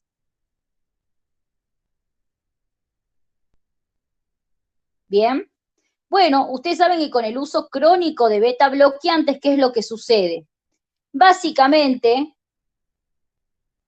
lo que sucede es lo siguiente, que se va produciendo una upregulation, ¿sí? ¿Por qué? Porque según la teoría de ocupación de los receptores, tenemos mucha cantidad de receptores ocupados, pero sin respuesta. Bien, porque ya ustedes saben que los antagonistas ocupan receptor, pero no tienen actividad intrínseca. Entonces están ocupando lugar, pero sin generarme una respuesta. Entonces la célula, lo mismo de siempre, lo mismo. A mí me encanta la teoría de ocupación de los receptores porque se pueden entender muchas cosas. Esto no lo toman, a ustedes no se los toman, pero hay algunas universidades que sí toman la teoría esta, y está buena, ¿no?, para entender varias cosas. Entonces, ¿qué pasa? Acá la célula detecta que tiene una excesiva cantidad de complejo droga-receptor, pero la respuesta es muy baja igual. ¿Por qué? Porque la cantidad de droga que tiene es alta, pero son antagonistas. O sea, están ocupando lugar sin producir una respuesta. ¿Bien? Entonces, ¿qué hace la célula? Dice, no, yo necesito aumentar esta respuesta. Entonces, ¿cómo hace para aumentar la respuesta? Tiene que aumentar o la droga o el receptor. La droga no la puede aumentar, entonces, ¿qué hace? Aumenta los receptores, ¿bien? Entonces, de esta forma, ¿qué es lo que sucede? El antagonista queda unido a los receptores viejitos y esa upregulation que se produce es para que se pueda unir también el ligando endógeno y haya una respuesta, ¿no? Aumente un poquito. Porque usted imagínense que si todo está ocupado por el antagonista, el ligando endógeno no tiene dónde unirse. Entonces la célula, para darle lugar al ligando endógeno y para elevar un poco la respuesta, empieza a hacer una upregulation, ¿sí? En el caso del beta bloqueante lo hace para evitar la caída brusca de la frecuencia cardíaca.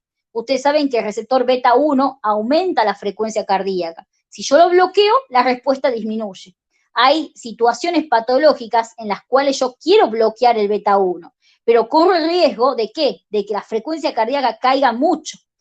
Entonces, tras el uso crónico del beta bloqueante, se va desarrollando un mecanismo de upregulation. ¿Para qué? Para que el ligando endógeno también tenga donde unirse, ¿sí? Y la respuesta no caiga, o sea, se pueda mantener una frecuencia normal, no un paciente con bradicardia, ¿sí? Entonces, ¿qué es lo que pasa acá?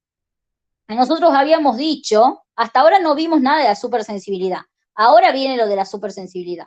Nosotros habíamos dicho que si nosotros quitábamos de forma brusca el beta bloqueante, y no en cola de ratón como debía ser, el ligando endógeno, que al principio se unía en 4 receptores nada más,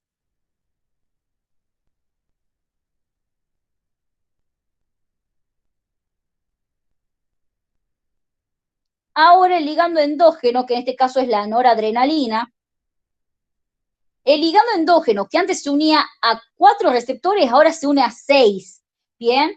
Entonces acá hay como una supersensibilidad, o una intolerancia en realidad a la noradrenalina. ¿Y qué pasa? Ustedes dirán, bueno, pero la noradrenalina es un neurotransmisor, es un ligando endógeno. El tema está cuando yo a este paciente, tratado tantos años con beta bloqueante, yo le voy y le administro noradrenalina. Puede ser que este paciente, por ejemplo, quiera, caiga en algún día por un cuadro de hipotensión aguda, en donde el tratamiento ahí es noradrenalina por vía endovenosa y flebóclisis, ¿no? Ese es el tratamiento.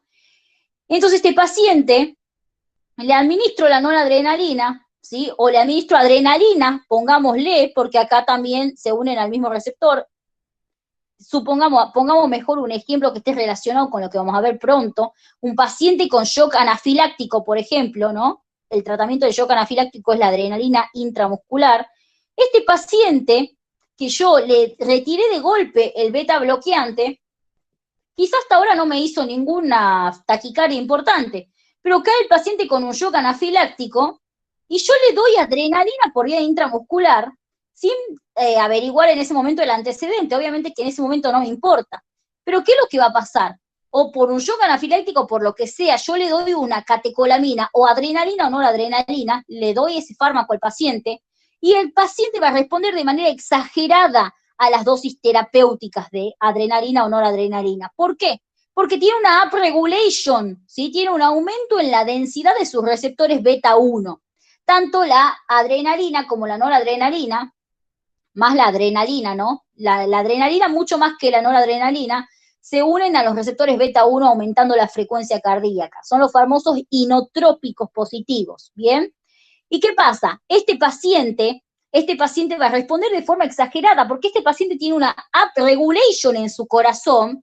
¿Pero por qué? Porque estuvo tomando mucho tiempo beta bloqueante y no se le retiró de forma correcta.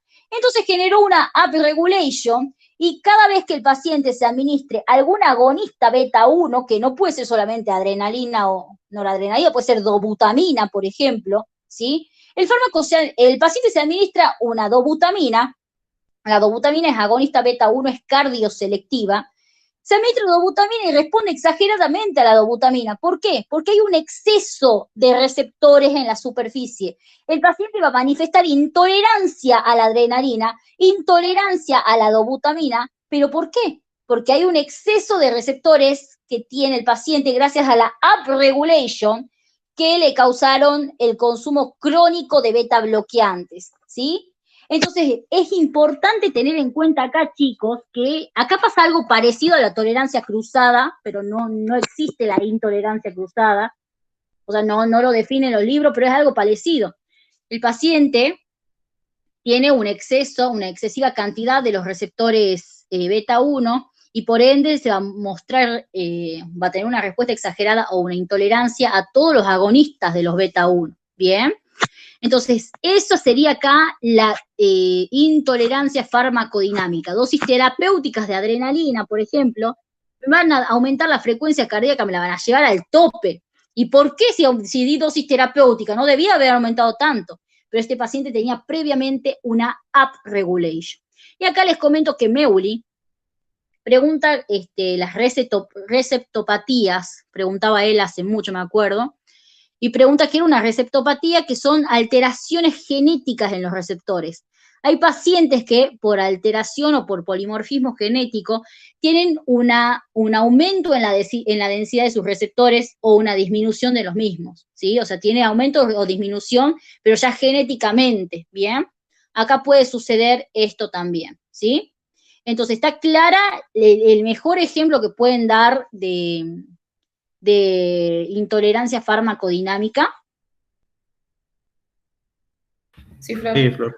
Sí. Bien, para esto previamente, obviamente, tienen que haber visto la clase de efectos rebotes, ¿sí? Bueno, y eso en cuanto a la supersensibilidad. Aquí en la clínica es necesario disminuir la dosis, ¿bien? Para obtener los efectos iniciales o los efectos deseados. Bien, acá es necesario disminuir la dosis, pero el mejor ejemplo, el que ustedes tienen que dar si les piden ejemplo de supersensibilidad, es este. Si no les piden otro más, no den el de la farmacodinamia, porque como les digo, no suelen preguntarlo y aparte no se sabe a qué doctor le gusta qué cosa. Como les dije, yo ya tengo ahí el nombrecito, no me puedo acordar si era Gerván, literal, o Meuli, ¿no? Uno de ellos dos era, que no les gustaba el ejemplo del CIER. Ya les voy a ver quién era, ¿bien?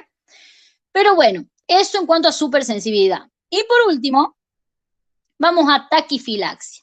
Acá la doctora Unías, a la taquifilaxia le gusta, si ustedes dicen que es como un tipo de tolerancia aguda, ¿bien? ¿Qué quiere decir esto de tolerancia aguda? Ustedes saben que la tolerancia se produce principalmente, ¿por qué? Por una sobreexposición, ¿no? Una exposición una exposición prolongada en el tiempo, ¿no? De determinada sustancia. Por ejemplo, los pacientes que toman todo el tiempo alcohol, ¿sí? En algún momento se vuelven tolerantes. O sea, en la tolerancia es el consumo crónico, ¿bien? Consumo crónico. No se olviden eso, por favor. En la tolerancia el consumo es crónico, porque yo necesito sí o sí un consumo crónico para que se genere una inducción enzimática o para que se genere una down regulation. Pero, chicos, ¿qué es lo que sucede? En la taquifilaxia, aquí también nosotros estamos hablando de una resistencia. Aquí estamos hablando de una resistencia, por eso podemos decir que la taquifilaxia es como una tolerancia aguda. Acá les pongo. Aquí estamos hablando de una resistencia también. Pero, ¿qué pasa? La taquifilaxia la podemos definir como la rápida disminución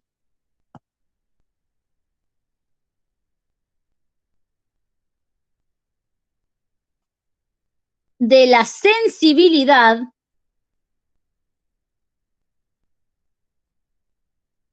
de una droga, rápida disminución de la sensibilidad de una droga por una sobreexposición. Por una sobreexposición, es decir, por la administración de dosis sucesivas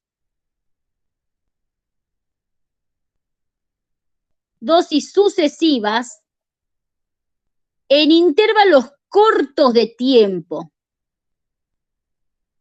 Es decir, en la tolerancia nosotros teníamos la administración prolongada, ¿bien? Una administración continua, pero con intervalos largos de tiempo, o sea, era administrado de manera crónica, ¿bien? La tolerancia es un tipo de intoxicación crónica. Ya cuando veamos En intoxicación vamos a ver los mecanismos moleculares, pero ahí hay una intoxicación crónica.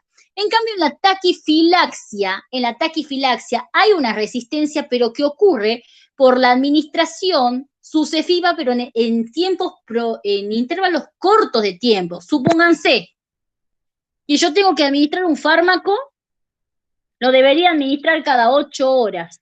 Sin embargo, lo estuve administrando cada 1 hora, ¿sí? Tuve una sobreexposición al fármaco porque me lo administré en las dosis terapéuticas, ¿sí? Por eso es que la taquifilaxia no llega a ser una intoxicación aguda, porque la intoxicación aguda es cuando yo administro dosis tóxicas.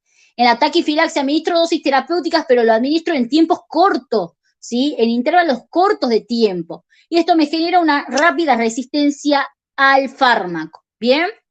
Dentro de los mecanismos de taquifilaxia tenemos varios, esto es como medio, yo les recomiendo que esto sí lo vean de acá de la clase porque está como medio feongo en el CIER, pero ¿qué es lo que pasa? Tenemos varios mecanismos de taquifilaxia, ¿sí?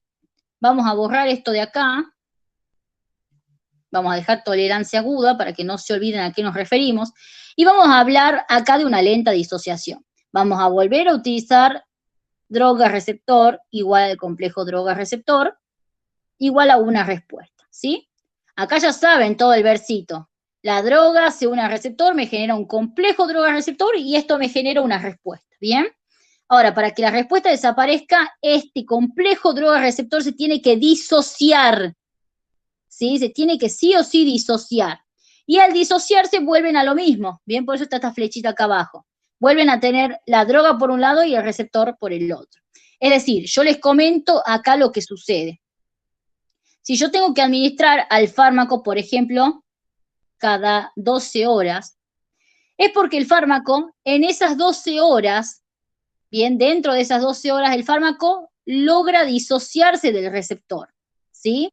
Ustedes imagínense que para que el fármaco, para que yo pueda administrar una nueva dosis, una segunda dosis del fármaco, este receptor tiene que estar desocupado, porque si el receptor está ocupado, el fármaco nuevo que ingresa no va a poder hacer nada ahí, ¿sí? Entonces, ¿qué es lo que sucede?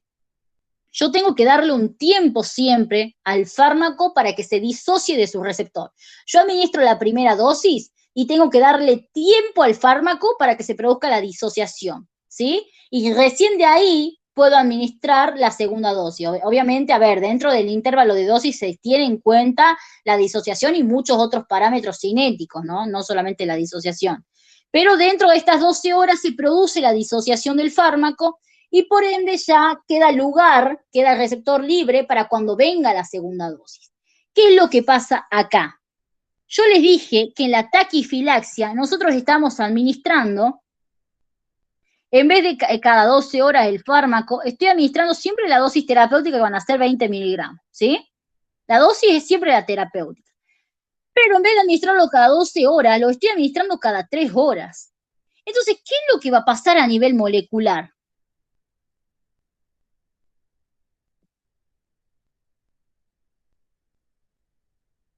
A nivel molecular lo que ocurre es lo siguiente. En rojo les voy a hacer la primera dosis y en violeta la segunda. La primera dosis llega y se une a sus receptores, ¿bien? Es decir, llega la primera dosis y se une a sus receptores, o sea, de esta manera nosotros sabemos que los receptores están ocupados y por ende, obviamente, no pueden ocuparse de nuevo. Si ya está ocupado por un fármaco, no lo puedo ocupar otro. Entonces yo no espero las 12 horas y a las 3 horas vuelvo a administrar una segunda dosis. ¿Qué es lo que va a pasar acá?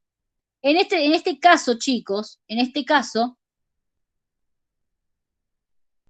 la nueva dosis que administré no se va a poder unir, ¿sí? ¿Por qué? Porque todavía no se disoció la primera dosis, o sea, el primer fármaco que llegó al receptor todavía no se disoció, ¿sí? Es decir, los receptores están ocupados, impiden una nueva combinación, ¿bien? ¿Y qué es lo que sucede? Como yo tuve una sobreexposición, como lo di en un intervalo de tiempo menor al que lo debía haber dado, no esperé hasta que se disocie el primer fármaco. Entonces, ¿qué es lo que voy a manifestar yo? El paciente va a tener una resistencia a la segunda dosis. la segunda dosis al paciente no le va a provocar nada. ¿Por qué? Porque no tiene lugar el fármaco para unirse, porque todavía está ocupado el receptor por la primera dosis, ¿bien? Por eso acá hay una taquifilaxia. Esto ocurre de forma aguda, es decir, no es que lo tengo que administrar cada 6 meses, no. Esto ocurre cuando yo al fármaco no le doy el tiempo, bien, para que se disocie. ¿Y con qué fármacos ocurre esto, chicos? Para que tengan un ejemplo. Ocurre, por ejemplo, con los agonistas. No es necesario que sepan un nombre porque ocurre en general con todos los agonistas de los receptores serotoninérgicos. ¿Sí? Con los agonistas de los receptores serotoninérgicos ocurre esto, ¿sí? Ustedes tienen que saber que estos fármacos, los fármacos que son agonistas serotoninérgicos, son fármacos que ya de por sí se disocian lento del receptor, ¿bien? Entonces ustedes imagínense que si estos fármacos, que son agonistas serotoninérgicos, ya se disocian lento del receptor, es decir, que demoran un tiempo en disociarse del receptor, si yo no le doy el tiempo necesario al fármaco, bien, no respeto el intervalo interdosis que me dice el prospecto, el que me dice el médico, y lo tomo antes de lo que debería ser, esta segunda dosis no me va a causar nada, porque el fármaco demora mucho en disociarse. Los agonistas serotoninérgicos demoran mucho en disociarse de su receptor. Y si yo no le doy el tiempo al fármaco para que se disocie y vuelva a administrar la segunda dosis, chicos, lamentablemente no funciona, ¿sí? La segunda dosis no va a producirme respuesta y me genera un mecanismo de taquifilaxia, ¿sí? Porque yo no le di el lugar. Si el receptor está ocupado, un nuevo ligando no se puede unir a él. Entonces, esta segunda dosis ya no me genera respuesta. Hay una resistencia al fármaco por un mecanismo de sobreexposición, ¿sí? ¿Está claro el primer mecanismo de la taquifilaxia? Perdón, Flor.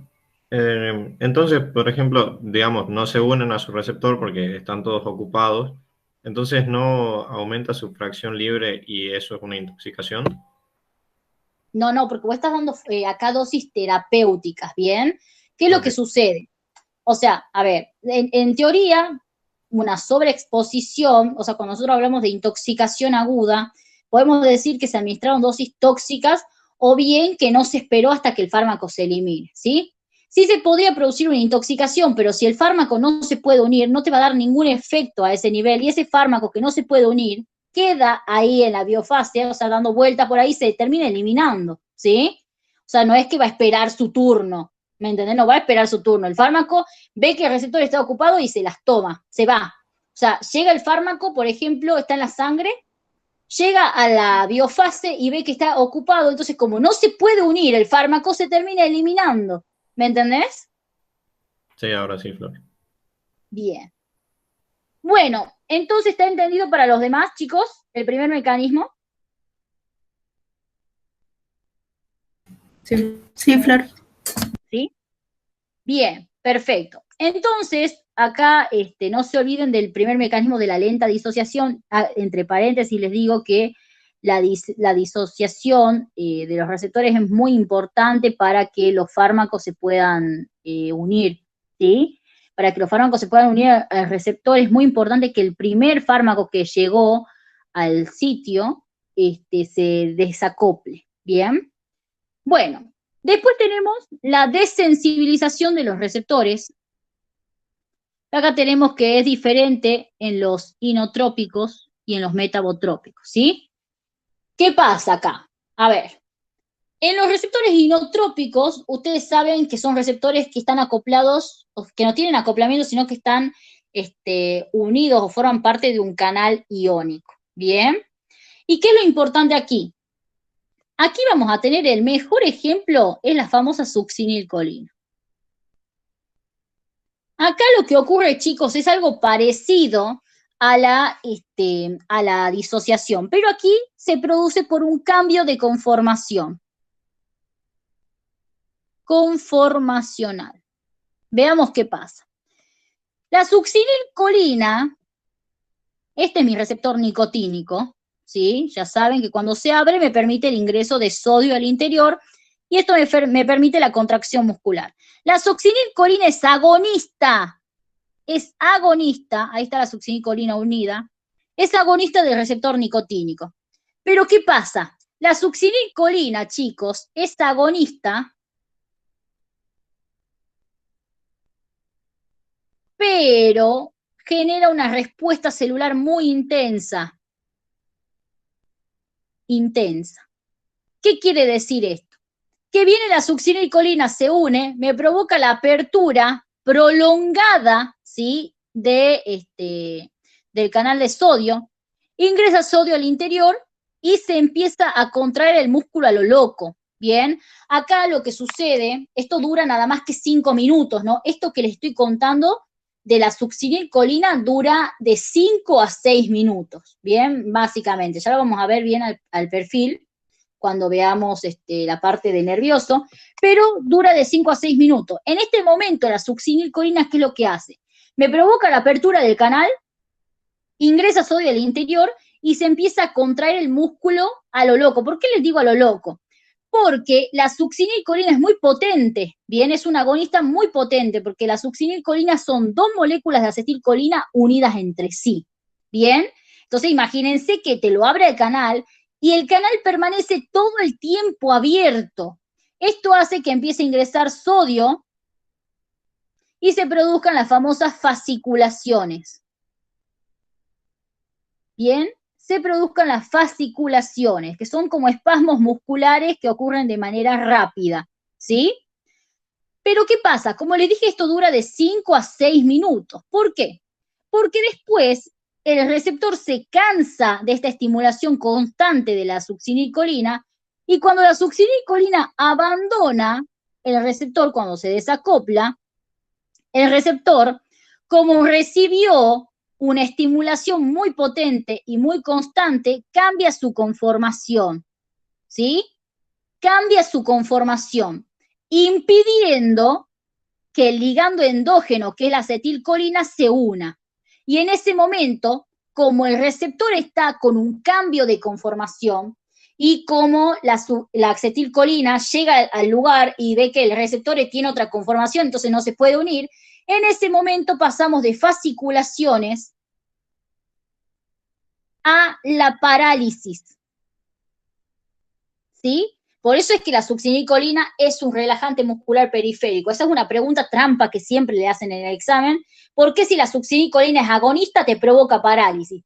Porque la succinilcolina lo que hace es estimularme el receptor de manera potente durante los primeros 5 o 6 minutos, en donde el canal permanece abierto un buen tiempo, ingresa sodio a lo loco, y esto se manifiesta como fasciculaciones. Pero después de esto, se produce un cambio de conformación. Cuando por fin la succinilcolina abandona el receptor, se produce un cambio de conformación, o sea, cambia la forma del receptor, ¿bien? ¿Y qué es lo que sucede? Que cuando llegue la acetilcolina al sitio de acción, a su sitio de unión, no se va a poder unir, entonces no va a poder haber contracción muscular y ahora la manifestación es una parálisis, ¿bien? Recuerden, las primeras fasciculaciones, lo primero que vimos, que se abre el canal, dura unos 5 o 6 minutos, y después ya comienza la verdadera parálisis cuando ya la acetilcolina no se puede unir por el cambio de conformación. El receptor se agotó. Acá se llama parálisis por agotamiento. El receptor se agotó, el músculo se agotó, el receptor dijo, no, ya estoy cansado, estas fasciculaciones fueron intensas, entonces agarro y cambio mi conformación, así no se una nadie en un buen rato. ¿Bien? Entonces, acá hay una taquifilaxia también. ¿Por qué? Porque en el caso de que yo administre cualquier agonista del receptor nicotínico, no se va a poder, si recién administré succinilcolina y ahora quiero administrar algún agonista nicotínico, no se va a poder estimular, ¿sí? ¿Por qué? Porque el receptor está cambiado de conformación y esto dura algunas horas, ¿bien? Pero acá la verdadera taquifilaxia es más que nada para la acetilcolina. Hay una resistencia a la acetilcolina que dura unas horas, o sea, por eso no es tolerancia, porque no es algo crónico, dura unas horas, dura todo lo que dure la cirugía, que sería lo ideal, ¿bien?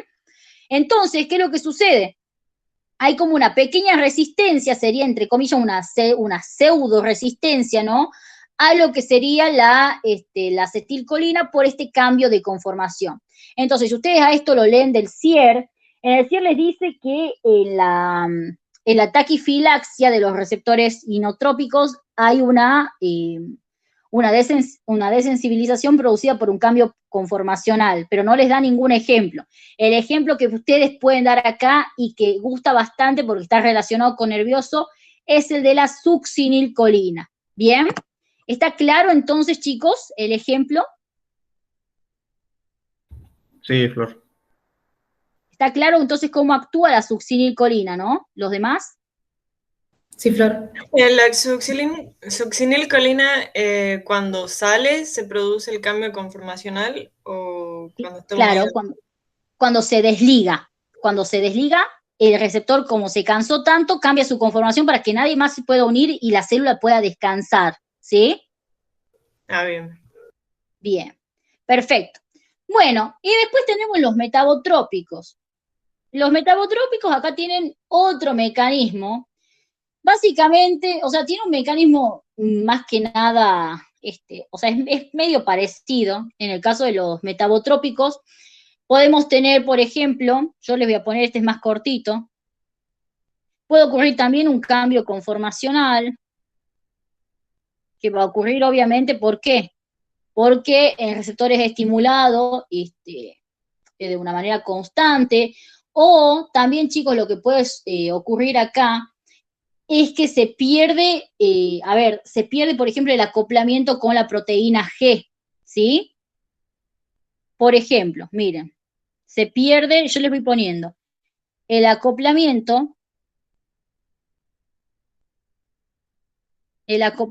con la proteína G, ¿sí? Acá básicamente lo que sucede es que, por ejemplo, tenemos un receptor de tipo beta 2, ¿sí? Administramos un fármaco que sea agonista beta 2 como el isoproterenol.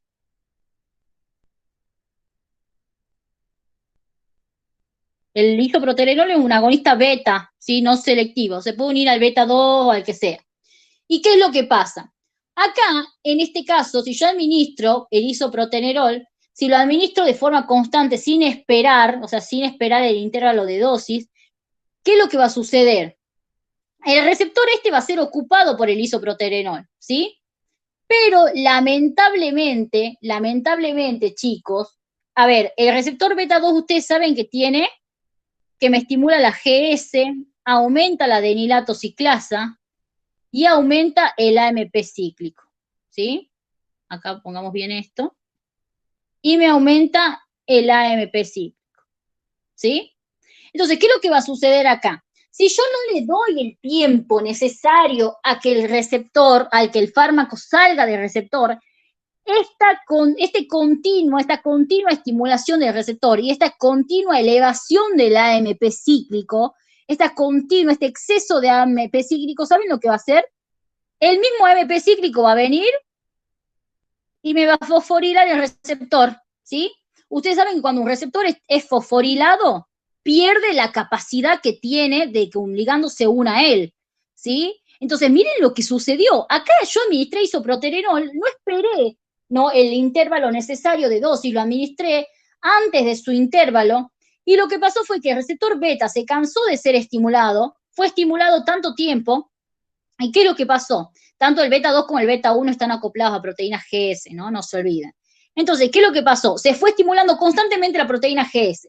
Se fue produciendo constantemente, sintetizando adenilato ciclasa, y se fue aumentando cada vez más la concentración de AMP cíclico. Ahora, este AMP cíclico lo que hace es sintetizar una proteína quinasa, ¿bien? Esta proteína quinasa agarra y fosforila al receptor.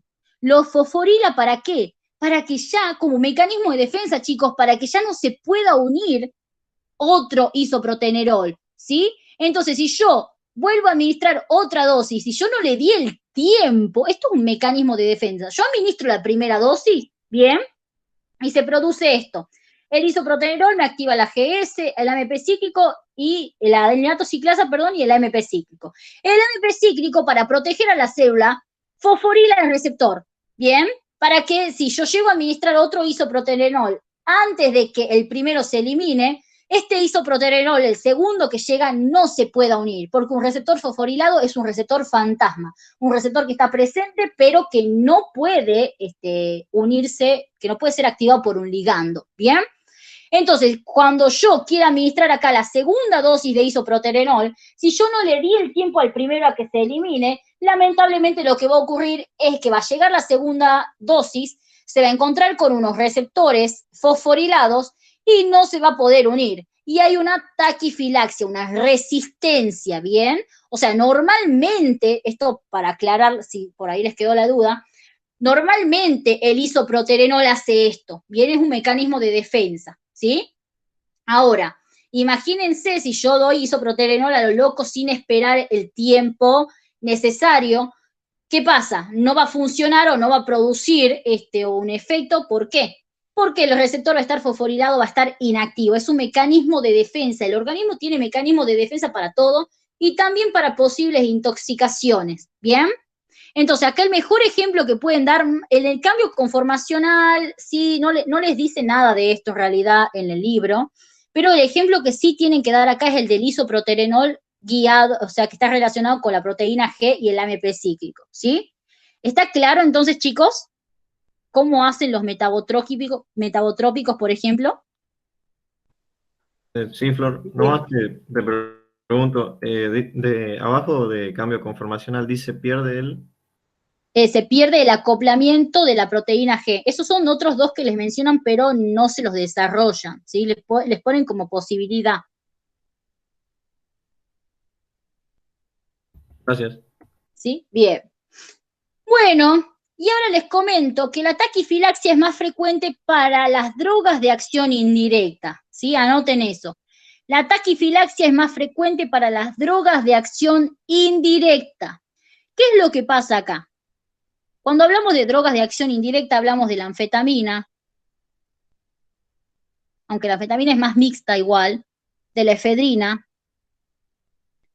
¿Qué es lo que hacen, chicos? Vamos a la sinapsis adrenérgica. Ustedes saben que llega el impulso nervioso, se fusiona la vesícula porque se abren los canales de calcio acá. Esto ya lo vimos, por eso lo voy rápido, después lo vamos a ver en detalle en nervioso. Llega el impulso nervioso, ¿sí? Se despolariza la membrana, se abren estos canales de calcio dependientes del voltaje, se fusiona la vesícula con la membrana plasmática, se libera la noradrenalina, ¿bien? Esta interactúa con sus receptores, ¿sí? Y después se elimina. Al eliminarse tiene dos opciones, o metabolizarse o recaptarse, ¿bien? Esa era como una generalidad básicamente del circuito.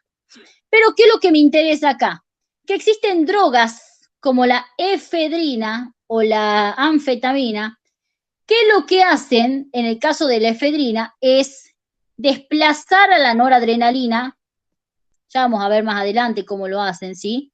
Pero lo que hacen es desplazar a la noradrenalina de la vesícula, ¿bien? Básicamente ustedes ahora quédense con eso, cuando veamos nervioso lo vamos a ver en ultra detalle. Pero lo que hace la efedrina, la anfetamina tiene 1000 mecanismos de acción, pero la efedrina tiene uno solo. Lo que hace la efedrina, chicos, es agarra y desplaza la noradrenalina de la vesícula, aumentando las concentraciones de noradrenalina en la hendidura, ¿bien? Ahora, ¿qué es lo que sucede acá? Si yo doy efedrina en intervalos cortos de tiempo, ¿qué es lo que va a pasar? Viene la primera dosis de efedrina, que es esta pelotita negra, y me desplaza la noradrenalina, ¿bien? Pero si yo al toque me meto otra dosis de efedrina, vamos a hacer en violeta, se va a volver a desplazar la noradrenalina, pero esta vez menos, ¿sí? Si vuelvo a administrar otra dosis de efedrina, se vuelve a liberar noradrenalina, pero cada vez menos. ¿Pero por qué pasa esto? Porque ustedes tienen que tener en cuenta, chicos, que cada vez que se liberan moléculas de noradrenalina, a la vesícula se le repone noradrenalina, ¿bien? O sea, la vesícula les comento algo de fisiología, digamos, sirve la vesícula adrenérgica, sirve para retener o para que se vaya acumulando, digamos, noradrenalina en el interior, para que cuando se produzca la fusión de la vesícula con la membrana se libere una buena cantidad, una cantidad óptima para que se pueda producir un efecto a nivel postsináptico, ¿bien? Pero si yo estoy desplazando todo el tiempo a la noradrenalina, si todo el tiempo desplazo la noradrenalina del interior de la vesícula, lamentablemente no le estoy dando el tiempo a la síntesis del neurotransmisor, no le estoy dando el tiempo a que se reponga, ¿bien? Entonces, cada vez que llegue la efedrina me va a ir desplazando noradrenalina, pero cada vez menos. ¿Por qué? Porque no le estoy dando el tiempo a que haya una reposición, ¿sí? La vesícula, la cantidad de noradrenalina que hay en el interior de la vesícula se tiene que reponer. Si no se repone, cuando se produzca la fusión se va a liberar poca noradrenalina y el efecto va a ser mínimo. Entonces, si yo a la efedrina o a la anfetamina la doy en intervalos cortos de tiempo, como nos dice la definición de taquifilaxia, no le doy el tiempo a la vesícula adrenérgica a que reponga noradrenalina. Y cada vez se va a ir liberando menos noradrenalina, porque se va a ir liberando lo que me va quedando, ¿sí? Entonces el efecto cada vez va a ser menor y va a haber una resistencia en ese caso, ¿sí? Entonces la taquifilaxia por drogas de acción indirecta como la anfetamina o la efedrina es la más frecuente. ¿Por qué? Porque son de consumo frecuente, ¿sí? Y no se olviden, no le da el tiempo a la vesícula que reponga la noradrenalina que ya salió, y al toque viene otra efedrina a expulsar la poca noradrenalina que me queda, ¿sí? No le doy el tiempo a reponer y por ende cada vez es menor la concentración de noradrenalina desplazada a la hendidura y menor cada vez el efecto. ¿Está claro entonces cómo es el mecanismo de taquifilaxia de las drogas de acción indirecta? Sí. Sí, Flor. ¿Sí? Bien. Bueno, entonces chicos, lo que vimos hoy son todas las variables cuantitativas. No sé si tienen alguna duda con esto. No, por ahora no, Flor. Ninguna duda. Bueno, esto lo pueden estudiar del CIER, esto se estudia del CIER, solamente que en el CIER no está la parte de tolerancia cruzada ni de la pseudotolerancia, ¿bien? Y tampoco están los ejemplos de taquifilaxia que les di yo.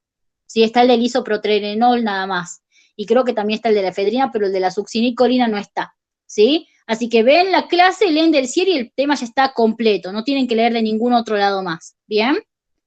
Bueno, chicos, escuchen, mañana vamos a ver lo que son ya las variables cualitativas, que es hipersensibilidad e idiosincrasia. Hipersensibilidad es un tema súper importante, así que eso vamos a ver. Mañana la clase va a ser a las 8 de la mañana, ¿sí? Así que bueno, los espero mañana a esa hora con hipersensibilidad.